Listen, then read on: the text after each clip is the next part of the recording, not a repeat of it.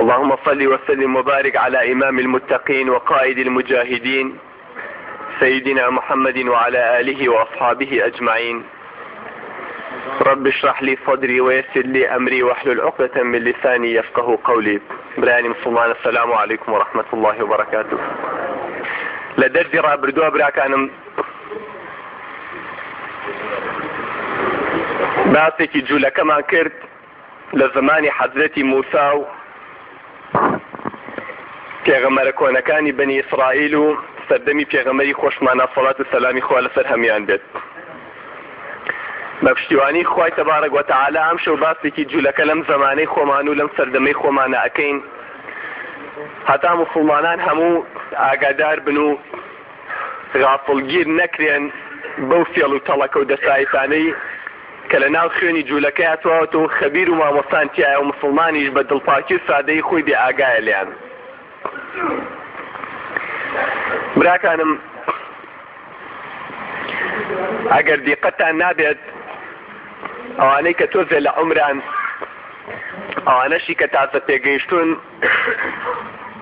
هەموو حەقیقەتە بەباشکرا و بەباشی بەرچاویان نەکەوێت کە ئیسلام ئەمڕۆ زۆر زۆر کەفتەکار و زەلیلە لە چاو ئەو ئیسلام و ئەو موسڵمانانەی کە پێشووتر لە قەرنەکانی پێشووترا ژیاون. ئەو ئیسلامە ئەڵتیمەی کە بۆ ئێمە ئەگێڕنەوە بۆمان باز دەکەن و لە کتێبەکانە ئەیخوێنینەوە لە زمانی پێغەمبەرەوە صلی الله علیه وسلم هەتاکو کۆتایی قەرنی 13 هیجری 19 میلادی ئیسلامێکی صاحب عیزت بووە، لانی کەم لە ضعیفترین کاتیان نیوەی دنیای بەژێر دەسەڵاتە بووە، حاکم و خەلیفەی هەبووە کە هەموو موسڵمانان چاوەڕێی دەمی ئەویان کردو و بە ئەمری ئەو هەستاون و جوڵاون و ئەعلانی جیهادیان کردو و محافەزەی دینی خۆیان کردو و کافریان چاوتستێن کردو و لوتی ظالمیان شان و قورئانەکەی خوای تەبارەک وەتەعالە لەسەر ئەرزا وەکو بەرنامە و شەریعەت تەطبیق کردووە. بەڵام کە ئەمڕۆ سەیری واقعەکەی سەیرەکەی واقعی ئەمڕۆ لە سەرانسەری دنیاە بستێ خاک نییە، دەوڵەتێک نییە ئیسلام حکمی تیا بکات، بستێ خاک نییە کە قورئانەکەی خوای بە تەواوەتی و بە حەقیقەت وەکو خۆی تیا تطبیق بکرێ و بەرنامەی ژیان دێت. دیقەدەی موسڵمانان لە هەموو شوێنێکی دنیاە زەلیلن، لە هەموو لایەکە کافر و ظالم تەعەدایان لێەکات، زوڵمیان لێەکا، ئەیان چەوسێننەوە. لە دەوڵەتێکی وەکو یۆغۆسلافیا هەتاکو شیوعیەتیان ڕووخات، هەتاکو ساڵی 90 هەچ کەس قورئانێکی پێ بگیرە 4 ساڵ سجنیانە کرد. لە دەوڵەتێکی وەکو رووسیا کە ستالین هاتە سەر حکم 18,000 26 ملیۆن موسڵمانی لە ماوەی 25 ساڵە زێیە بەچاڵکردن و کوشتنی، 5 ملیۆن موسڵمانی بەس لە جزر قوڕما زێیە بەچاڵکردن و کوشتنی. کە ماوسی تۆنگ لە سین هاتە سەر حکم 700,000 موسڵمانی لە تورکمانستانی سین کوشت و بە قەتڵ و عامی کردن. لە شارێکی وەکو قەندەهارە کە ڕووس پەلاماریان لە ئەفغانستانە لە ماوەی شەو ڕۆژێکە 30,000 موسڵمانی لێکوشتن. لە شارێکی وەکو حەمایە لە ساڵی 82 حافظ ئەسەد بە ڕۆژی ڕووناک لە ماوەی 3 شەو و 3 ڕۆژە 38,000 موسڵمانی لەبەر چای هەموو عالەما کوشت. ئەو قەتڵ و عامەی کە ئەمڕۆ قەسابخانانەی بۆ موسڵمان لە سەرانسەری دنیا دانراوە بە دەستی کافر و زاڵم و موسڵمانیش لە بستی خاکی ئەم دنیای حکمێکی نییە و دەوڵەتێکی نییە، بەڕاستی گریانی ئەوێت، بەڕاستی ئەوەی ئیمان لە دڵیا مابێت و غیرەتی ئیسلامەتی بە دڵیەوە لکابێت ئەبێ بیرێ لە حاڵی موسڵمانان کاتە بزانێ موسڵمانانە ئەمڕۆ بۆ زەلیل بوون و بۆ ڕۆژیان گەیشتۆ بەم ڕۆژە.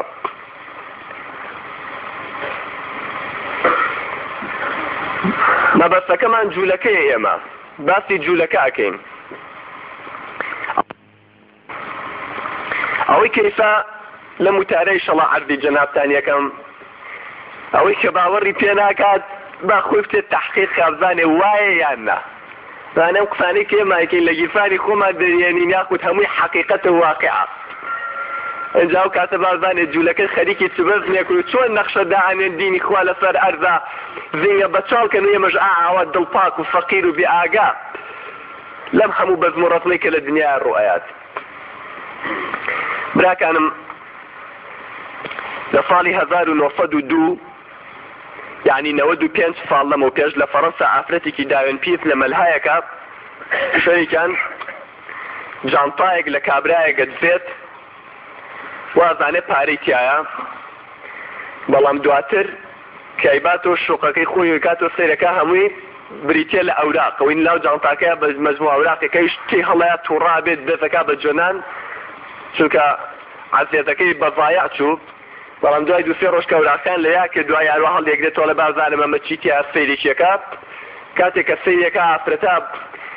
ئافرەتە بەو خراپەی خۆیەوە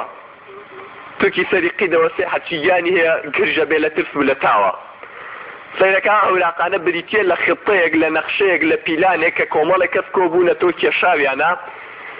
بۆ ئەوەی چۆن هەموو خەڵکی دنیا بن بەیەکە و هەموو یەکتر بخۆن شەڕی وادا بنێن کە عالم هەموو یەکتر قەتڵ و عام کا و یەکتر لەناو بەرن، چۆن هەموو عالەمی ژوا لێ بکەن کەلیمەی ئەڵڵایان لەبیر بچێتەوە دین لەسەر ئەرزانە مێنێ هەموو دینەکان. ئەنجا دوایی چۆن جوولەکە بێ حکمی هەموو سەر ئەرزکە لە قودسە هەیکەلەکەی حەزرەتی سلەیمان دروست بکەنەوە ئەوێ بکەن بە پایتەختی دەوڵەتە عالەمیەکان کە حکمی هەموو دنیای لێ بکەن و چۆن مەلیکەکەی خۆیان بێنن کە لە حەدیثە پێغەمبەر صلی الله علیه وسلم بە دەجال ناویە بات کە چۆن هەموو حکمی هەموو دنیا بکە. بریتە لە خطەیەک لە نەخشەیەک بۆ ئەم بەزمە حتى ئافرەتەوە زانێ من جەماعەتی نووسیانەوەکو خەیاڵات و حکایەت تەسەوور ناکە مەخلوقە بێ ئامەنگە فاسد و خراپ بن. هەڵەسێ وەرەقەکان هەڵەگرێەوە یا بە ئوستازێکی جامعە کە ئاشنای خۆیە بێ ناسیایی خۆیە بێ لە جامعەی سۆربۆن لە فەڕەنسا ئەڵێ ئەم وەرەقانە تۆ لەوانە ئیسپادەی لێ بکەی شتێکی ئەوام دۆزیوەتەوە ناڵێ دزیماڵە دۆزیمەتەوە. کابراش کاتێک خوێنێت و چای تێکەوێ ئەزانێ ئەمە چ فێڵێکی شەیتانی و چ شەیتانێک ئەم بەزم و ڕۆزمەی داناوە ئەیا بە وەزیرێک لە دەوڵەتی رووسیای قەیفەری کاتێک ئاویش سەیرێکە با پیشانی قەیفەری ئەڵێ قوربان جوولەکە بەتەمای ئەم بەزمەیە ئەو بوو لە ساڵی 1905 لە رووسیا قەفابخانەیەکی گەورەیان بۆ جوولەکە دانا قەتوعانێکی پیسی جوولەکەیان کە ڕووس لەو کاتەیە. وەڵحاصڵ کورتەی ئەو وەرەقانەی کە دۆزرا بۆ لەو جانتایە بریتە لە مەحڤەری چەند جەلسەیەک چەند کۆبوونەوەیەک کە لە ساڵی 1897 یعنی 100 ساڵ لەمەوە پێش لە شاری بازل لە سویسرا هەرچی حاخامەکانی جوولەکە هەیە پیاوە ئاینیەکانیان پیاوەکانی کلێسەی جوولەکە هەمویان کۆبوونەتەوە بە قیادەی تیۆدۆر هەرتزل کە پێڵێن باوکی جوولەکەی ئەم سەردەما هەر هەموو کۆبوونەتەوە ئەم خطەیان داناوە چۆن حکمی هەموو دنیا بگرنە دەست و جوولەکە ببێ بە حاکمڕانی هەموو دنیا حکم و دەسەڵاتەکەی زمانی حەزرەتی سلەیمان و داود بگێڕنەوە بۆ سەر ئەرز. بەپێ ئەو خطەیە کە دایانناوە ئەڵێ ئێمە بە خەڵکی سەردنیا ناوێرین هەتاکو لەناو خەڵکی سەردنیا کەلیمەی ئەڵڵا هەبێت هەتا کەلیمەی ئەڵڵا و دین هەبێت ئەو عالەمە ئەمەگە چایان کراوەی ئێمە نەتوانین هەڵیان خەڵەتێنین کاتێک ئێماتوانین ئەو میلەتانە و خەڵکی دنیا خەڵەتێنین کە دین لەناو وجویانە نەمێنێت کەلیمەی ئەڵڵایان لەبێ بچێتەوە وەکو حیواناتیان لێبێت فاسق ببن بێ ئەخلاق ببن ئەو کاتە هەرچێکمان بێ پیانەکەین لەبەر ئەوە ئەبێ پێش هەموو شتێمە خطەیە دانین دین نەهێڵین کەلیمەی ئەڵڵا نەهێڵین نە دینی ئیسلام نە مەسیحی نە هیچ دینێکی تر ئەبێ نەیهێڵین کە دینەکانمان نەهێشت ئەو کاتە وردە هەنگاو ئەنین بۆ دروستکردنی ئەو دەوڵەتە سێ حربی عالەمی دروست دەکەین بە پێ ئەو خطەیە کە دایانناوە ئەڵێ سێ حربی عالەمی دروست دەکەین. حربی یەکەمیان کە دروستمان کرد ئەبێ لە دوای حربەکە وا دروست بکەین لە دوای حربەکەەوە دەوڵەتی عوسمانی و دەوڵەتی قەیفەری رووسیا بڕوخێنین هەردووکیان پیاوی خۆمان لە جێگەیان دابنین دەوڵەتی قەیفەری رووسیا لەگەڵ دەوڵەتی عوسمانی خلافەی ئیسلامی ئەم دوانە ئەبێ لە دوای حربی عالەمی یەکەما بڕوخێ و پیاوی خۆمان دوای ئەوە حکمی ئەو دوو مەملەکەتە بکات تورکیا و رووسیا. حربی عالەمی دوم دروست دەکەین ئەبێ لە دوای حربی عالەمی دومەوە بتوانین دەوڵەتێکی بچکۆلە بۆ جوولەکە لەناو قودسا دروستکەین وەکو بیدایەتێ بۆ ئیشەکەمان. حربی عالەمی سێ هەمیش دروست دەکەین هەرچی خەڵکی دنیا هەیە ئەین بەیەکە تەفرەت و نانەکەین وای لێکەین قەتوعانێکی وا ئەنینەوە لەسەر ئەرزا ئەیتر بەشەر هەموو بە فەلاکەت بڕوا دوای جوولەکە بێ سڵحیان بکە ئەو کاتە دەوڵەتە عالەمەکەی خۆمان وەکو ئومەم متحیدە دروستی ئەکەین و مەلیکە مەوعودەکەی خۆمان کە هەر لە تەوراتە ناوی براوە کە لە حەدیثە پێغەمبەر صلی الله علیه و سلم ناوی ئەنێ دەجال ئەو کاتە ئەوەکەین بە مەلیکی هەموو دنیا. جا براکانم ئەڵێن ئەم هەموو بەزم و ڕەزمەشمان پێ ناکرێ ئەگەر دوو شتمان بەدەستەوە نەبێت یەکەم ئاڵتون دووهەم ئیعلام ئاڵتون لەگەڵ ئیعلام ئەبێت چی پارە و سەرۆت و سامانی دنیا هەیە لەژێر دەستی ئێمە ئەبێت أبيتشي وسائل إعلامي شيء راجعن للجريدة ومجلة وراديو وتلفزيون وسينما وشي حموي بياي خومان دي باب الروا أم دو أنا ما بدأت وبأتوانين دين لنا خلقان يرين كلمة الله لبير خلق برينوا شركانش دروس كين عالمي شمو بيك تفرتونا كين خوش ما بين السر حكم شون براك أنا جاري بيش همشتي حرب عالمية كان حرب عالمية كم لصالي 1914 دروسي عن كل لصالي 1920 طوابو 6 صالي خان 35 مليون كسي تاكوش لا 35 مليون كس لدواي حربكوا دولتي الروس روخا لقل دولتي عثمانيش روخا دولتي عثمانيان روخان سلطان عبد الحميد يعني لابر كمال اتاتورك ملعون يعني هنا لجاقا عندنا كفر ودكراي دسي جولك ونجات جولك يا كهاتنا تركيا او دولة مسلمانة وبنكو خلافتي اسلامتي واليكير حتى بانغاني شتيا ممنوع كربوا بانغ بتركي بيرايا لو رجوها تائفا ممنوع على الجامعة ولا دائرة كان افرد بحجابه وبتشبه دوام ابي همو افرد رد به حتى امره او وصالي نوحوتا لنهاية صالي بارا بنجاو نضبطيان للجيش فصل كردو لفروي كنيوشا كان على نابل ناو جيشي تركانيوش كريتي ابي باشا براكم او ملعونان هنا او دولة اسلامي كربو كافر الثانية او روسيا يشكا بنكي مسيحية كان بو اوكاتا قوتي مسيحية كان همو بدز اوان بو اي شان روخان لصالي 1917 شورشي اكتوبر كرا لينين وتروتسكي شورشي الشيوعيات يعني كدو الشيوعيات يعني هنا اثر حكم بو معي حفتة هشتا انا طلايكي همو الدنيا كربو بكافر الثاني او بوكو عرضي جناب تانا بكر 18,000 هالمزقوتي عن روخان هموش باش يزور يعني كل بملها وبشونيين ناو مزقوتا كان هاد بو بدي عددي كردن بلانبر بإسلام او حد عالمي سيما كاش بدس يعني ان شاء الله ولا اگر خواه مقدرنا لدرسي داهاتو ان شاء الله بس لكن ياسي عن هي لموضوعات شبكن ببي قرآن وببي حديثي پیغمبر صلى الله عليه وسلم چونك هموي باس كراوه اما نفتنا كان قوي هموي لحديثاتياتي والله بس برويت اديني تشي قومي وتشي رواية لموضوع اعطي پیغمبر صلى الله عليه وسلم بو خلقي باسي بو خلق بفلاكت انا رو ايماني ندورنه بنسبة اعطونكشوا لقل اعلامك يا كبدس يعني وبيب حتى كم تشن معلوماتي كل عارفي جنابتان كم شو قاعد دريشي بكينه وحد نابرته حد اكم بزانن هاتشي باقة قولكاني عالم هي امره لصيع النواب ونو بينجي باقة قولكاني عالم بدأ بجولك ويا قولتين باقي عالم تيوتي صندوق نقدي دولي كأما قرضها بدولتكان دولتكان قرضي ليا كان او صندوق نقدي دولي حمي بدأ بجولك ويا شو دولتك او عندي اي تبينن شو دولتك بيانا اي بوجانوا يعني بوجانوا وتباني دولتك على ناحية بارو بول واقتصاده بدأ بجولك يا قربان جان عدي جنابتان كم قولتين دا دولماني الدنيا امره كالحمو كذ دولمان ترن للدنيا يعني كي كم دولمانيان دولماني الرقمية كان عليه اتواني دوانزة دانا جار همو تشوى الدوري ارز بديناري دافوشه دوانزة دانا جار اما غير دولمانا يكم يان جولك يا لو دا دولماني عالم دوهم يان جولك يا سيهم يان جولكيا شوارم يان جولكيا پنجم يان جولكيا ششم يان جولكيا حوتم يان جولكيا هشتم جولكيا نويم جولكيا ديم جولكيا بس حوتم جولكيا جار حسابي خود اگزان پاری امر الدنيا بدسكي ويا نوين ريكي هرچی شركات گوركاني امريكا هي بدس جولكا ويا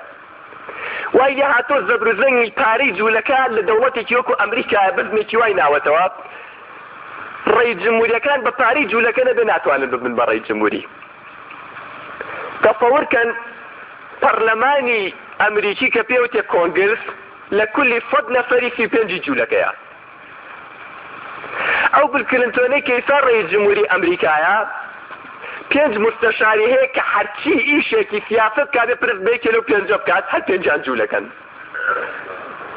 خۆ بۆ نابێ کابراک خۆی مەسیحیە مهمەوەی کە پرسیان پێکاو لە ئەمریکا دەرناچێ هەموو جوولەکەی وەزیری دیفاعی ئەمریکا جوولەکەیە وەزیری هەموو قوواتی مسلحەی ئەمریکی جوولەکەیە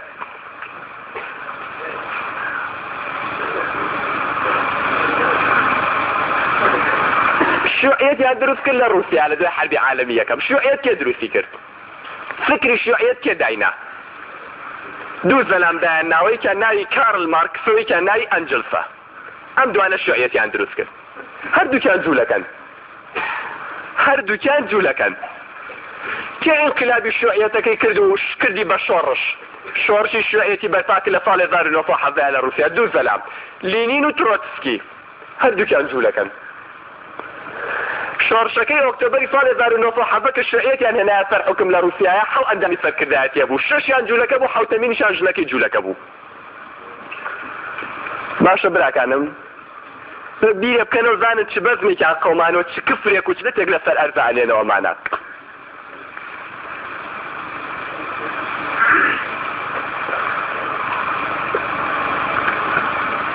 ستالین حکمی شیوعیەتی گرتە دەست کابرایەکی شێت بوو بە قسەی کەسی ناکرد نیانەزانی چۆن بگەنە لای ئەو بۆ ئەوەی هەموو خێتەکانی خۆیان تەنفیز بکات ئاخری ژنی دووهەمیان پێنا کە جوولەکە بوو کچەکەشی یا بە کابرایە کە جوولەکە بوو تۆ سەیری خۆیان گەیانە ئەو مەڵعونەی کە کەسی ژنەیە گەیشتێ کاکی برا هەر لە بیدایەتی ئەم قەرنەیە لەو سەری دنیا لە ئەمریکا زەلامێک پیا بوو ناوی سیجمۆند فڕۆید بوو گەورەترین عالمی علم النەفس بوو هەرچی هەتا ئەمڕۆ هەیە لە مجامع ئەو ئەعدادی و مەحەدەکانە کە باسی علم النەفس خوێندە بێ کتێبەکانی ئەو بخوێندێت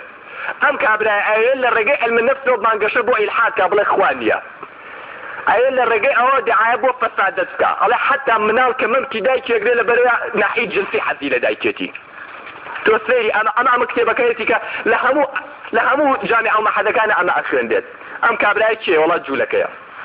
لە ئاوەکە پەڕەرەوە لە محیتی ئەتڵەسیوە لە ئەمبەر و لە ئەمریکاوە لە بەریتانیا لە عینی کاتە زەلامێکی کێبەیا بوو لە بیدایەتی ئەم قەرنەیان ناوی چارلز داروینە ئەم چارلز دارویناڵە کاتە ئینسان لە ئادەم و حەوا دروست نەبووە ئەی چۆن دروست بووە بەڵام کاتی خۆی لە بنی بەحرا مەخلوق نەبووە لە سارزە لە بنی بەحرا کرم هەبووە ئەم کرمانە گەورە بوون بە مار بوو بە ماسی بوو بە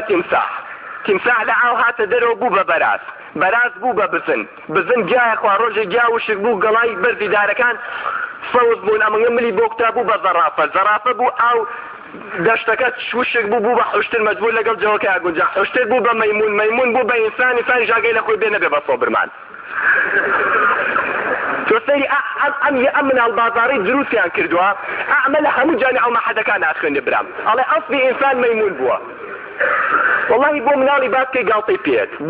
باسکەی گاڵتەی پێت دەستەکە بە پێکەنی ئەمە لە جامع و مەحەدەکانە بخوێنێت ئەولاکانی ئێمە فێری ئەمە بکرێن ئادەم و حەوا نەبوو ئینسان لە باپیرە گەورەکەی مەیمون بوولەوە داتاشراوە ئەم چارلزداروینە کێ بوو براکانم ئەویش جوولەکە بوو کە ئێستا ئەو کتێبەکانی لە هەموو شوێنێکە خوێندێ وەرە ئەم لاترەوە کاکی برا زەلامێکە پیا بوو ناوی فرێدریک نیتشە بوو یەکێکیان ناوی دۆکاریم بوو یەکێکیان ناوی جان پۆل سارتر بوو ئەم شێتوێتانە لە ناو مجتەمەعی خۆیانە هەموو ڕیتواتڕۆ بوو یەکێکی وەکو جان پۆل سارتر زەلامێ بوو هەر خۆی شێت بوو تەواو نەبوو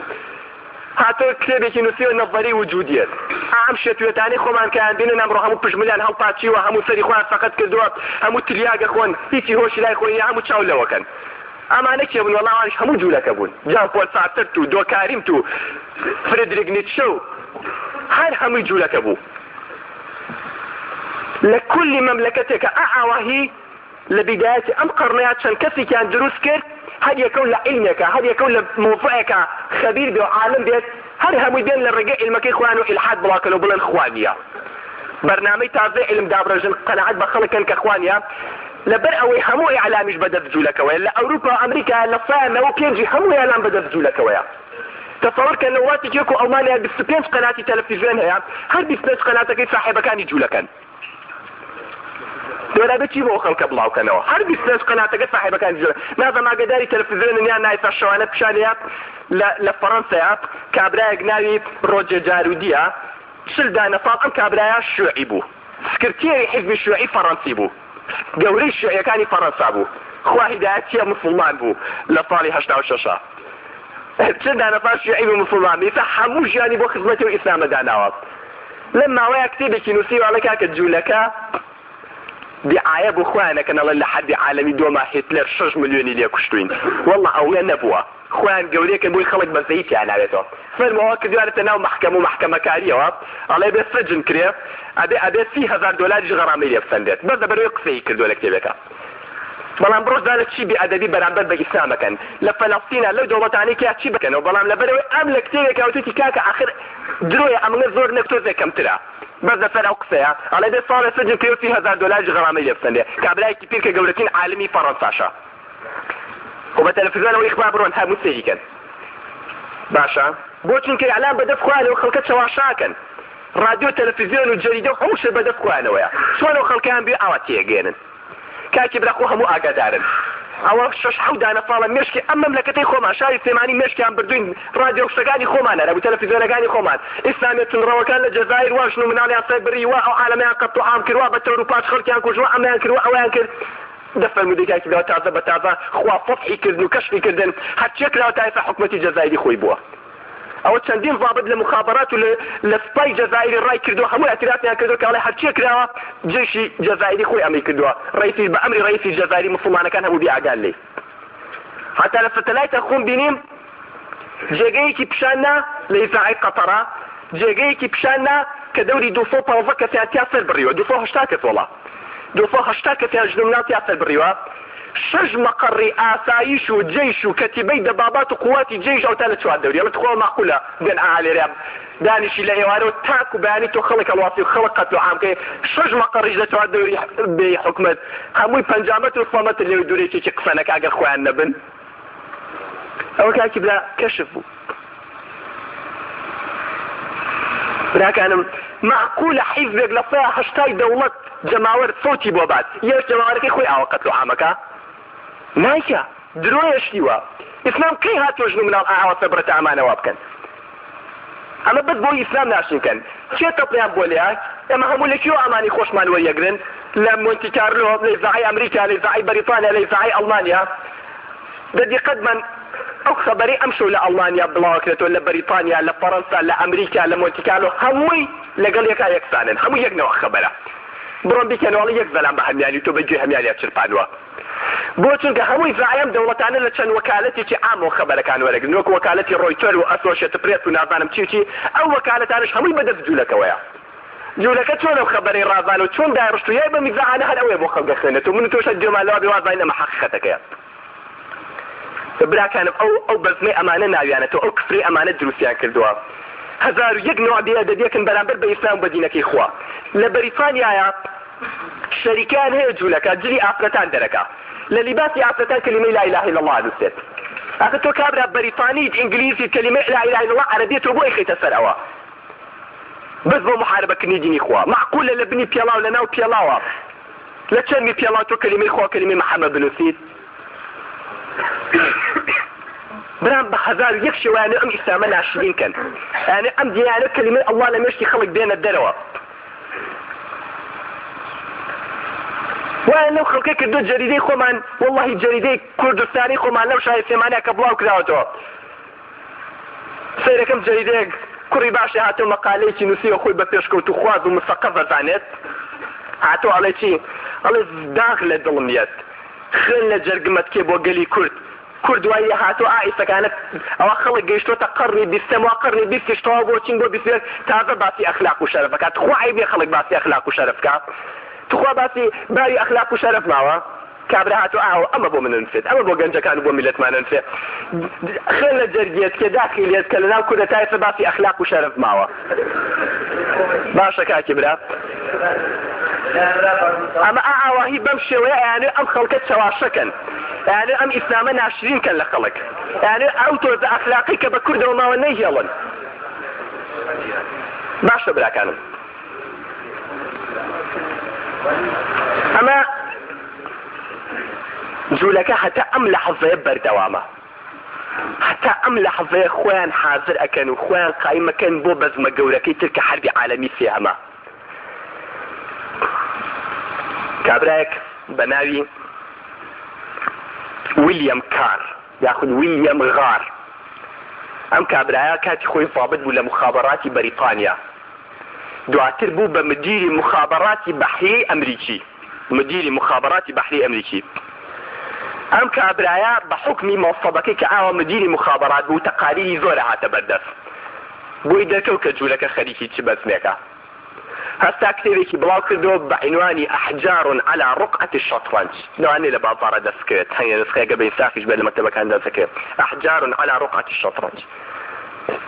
مدیری مخابراتی بەحری ئەمریکی بوو لەسەر ئەو کتێبە کوشتیان دووەرە مدیری مخابراتی بەحری ئەمریکا بیت لەسەر ئەو کتێبە جوولەکە کوشتی کە ئەو کتێبی بڵاو کردوێتەوە چونکە جوولەکەی فەسەحکردنیاتی چیان هەیە من باسی کتێبەکە ناکەم بەس یەکشت عەرضی جەنابتان ئەەکەم ئەو کابرای کە مدیری مخابراتی بەحری ئەمریکا لە ساڵەکانی 60 نووسیوێتی ئەڵێ چی ئەڵێ جوولەکە بەپێ ئەو خپانە و معلوماتانی کە بەدەستمان گەیشتووە بە تەمان حربی عالەمی سێهەم لە بینی عالەمی ئیسلامی و عالەمی مەسیحیا دروستکەن یعنی ئیسلام و مەسیحیەت بن بەیەکە حربێکی عالەمی دروستکەن ئیسلام و مەسیحیەت هەردووکیان یەکتر تەفروت و نابکەن هەردووکیان یەکتر کە لە پاچە بکەن هەردووکیان یەکتر لەناو بەرن وای لێبێت ئیتر بەشەر لە بەشەریەت کرێت لە کەڵک کرد شەڕێکی ئەمڵە خوێنایی بێت اینجا دوای ئەوە جوولەکە بێنێ و بینای سڵحی هەردوو لا بکە ئەوان هەردوو لا تەپیون مەمنونی هەست کەسێک نەدەدەو شەڕە نەجادیان ئێمە خۆمان سڵحەکەی بینیانەکەین خپەکە وا دارەژین بە شەڕیشانین و خۆشمان سڵحیانەکەین خۆمان دەوڵەتێکی عالەمی دروستەکەین حکمی هەموو دنیای پێکەین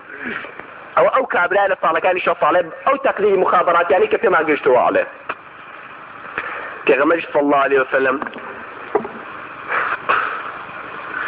یاخود پێشەوە ئیمامی عەلی ڕزای خوای لێبێ فەرمێت باسی حربی عالەمی سێهەمە کە پێڵێ المەلحەمە العوظما ئەڵێ يهلك فيها ثلثي أهل الأرض ئیمامی عەلیە فەرمێڵێ لەو شەڕەیە خەڵکی هەموو دنیا بکەی بە سێ بەشەوە دوو بەشی تیا کوژدێ لە ناوەچێ چونکە ئەیکەن لە دەستی داهاتوو شەڕە بە تەفسیل باسەکەین ئەیکەن ئەو شەڕە دروست ئەکەن تێگەی لە حەدیثیشا چەندین جار پێغەمبەر صلی الله علیه و سلم ئیشارەتی پیاوە پێغەمبەر صلی الله علیه و سلم لە دوای ئەو شەڕە گرانیەک دروستە بێ سێ دانە ساڵخانێ لەسەر ئەرزاق ئەفەرمێ يهلك فيها كل ذي حافر ئەڵێ هەچ حەیوانێنی نۆکی هەبێ لەسەر ئەرزا نامێنێت تیاچێت گرانێکی ئاوی بەدوایەت لەو کاتی گرانی دوای ئەو حربە گەورەی ئەو قەتڵ عامە ئینجا دەجالی حکمی سەر ئەرزەکات وەکو پێغەمبەر صلی الله علیه و سلم باسەکە ئینشاءالله ئەوە بۆ دەستی داهاتوو هەڵئەگرین کە چ بەزمێکیان بەدەستەوە لەم و دوانیاتی چیان هەیە بەپێی ئایەتی قورئان و حەدیثی پێغەمبەر صلی الله علیه و سلم خوای گەورە پەنامان با لە مەکر و سێڵی ئەم جوولەکانە ئاگادارمان کاتەوە عیزەتمان بۆ دینەکەی خۆی بۆ بگێڕێتەوە ذەلیل و سەرشۆڕمان نەکات اللهم يا ربنا آتنا في الدنيا حسنة وفي الآخرة حسنة وقنا عذاب النار آمين آمين والحمد لله رب العالمين